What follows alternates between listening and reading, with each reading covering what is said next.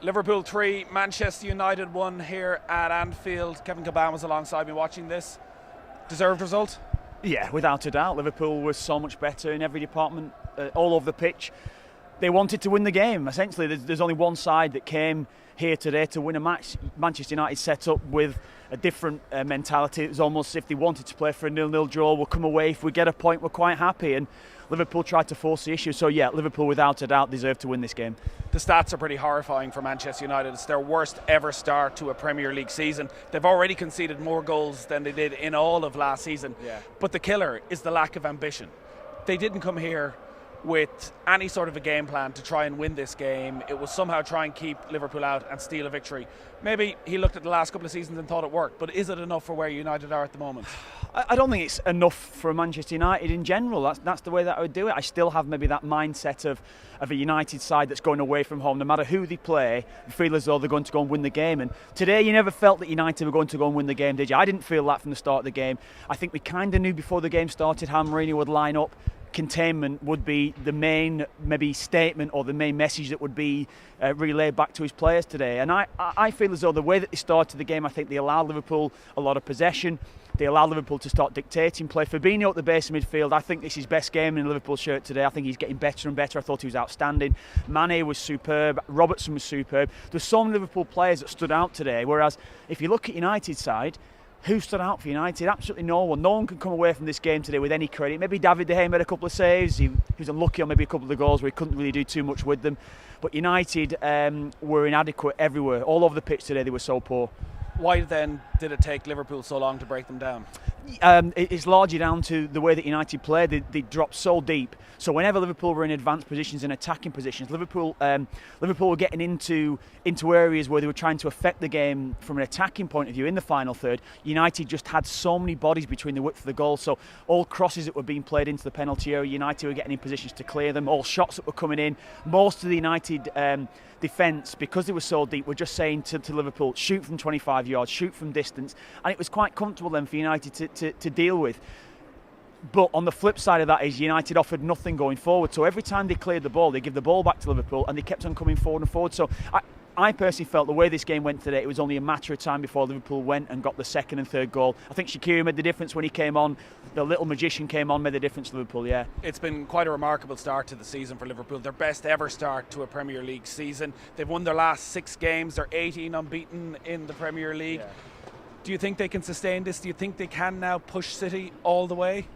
Personally, I don't think they're as good as City. I don't think in certain areas throughout the pitch, I think they're as good as City. But I'm not saying that they can't win the league off the back of that, because the tempo that they play in every single game, and it's getting, and in fairness to them, Liverpool haven't started the season brilliantly. I know they're in great form results-wise, but I think they can actually get better. And I think even today, I think there are certain areas where you think Liverpool can actually improve, and it's a frightening thought, I think, going forward.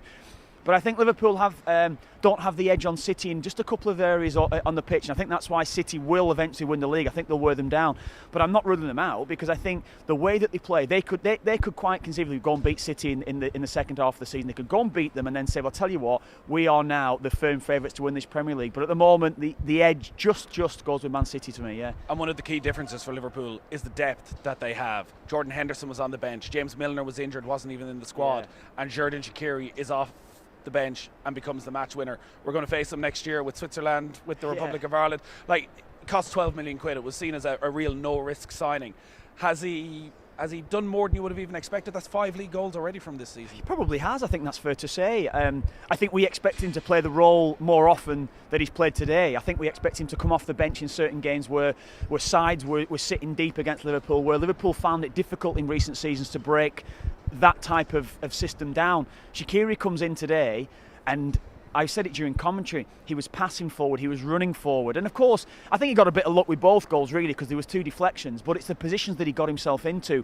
He caused problems with his movement, he caused problems with the type of passing that he was producing, because I didn't see it from Keita, I didn't see it from Wijnaldum.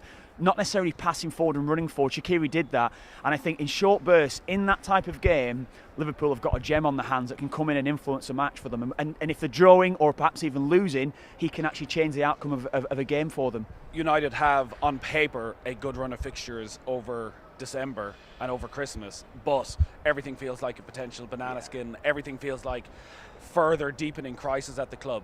Do you think Mourinho is in charge of Manchester United come the FA Cup third round?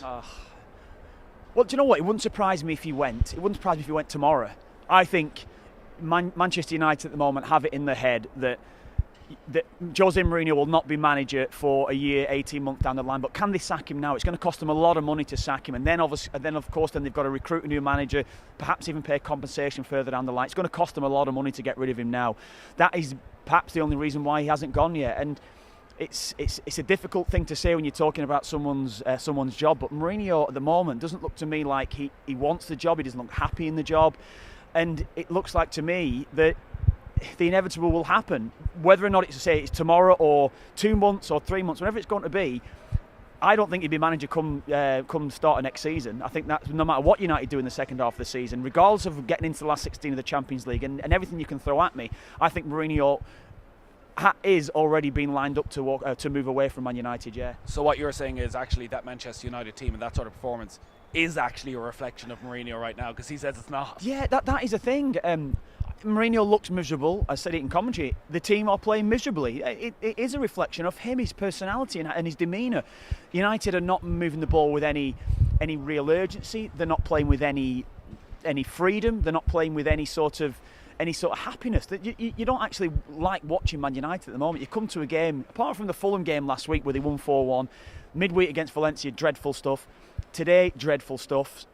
I think we have to look at it and say credit Liverpool. Liverpool. It was all about Liverpool today winning the game. But if you're looking at United, you think, where is the bit of life going to come from? Where's the bit of spark going to come from? I'm not seeing it from any one of those United players at the moment, no. I've no feeling left on my toes, so I think we'll leave it at that. We're having a dance here. You can feel it, yeah. Great stuff as always. Brilliant.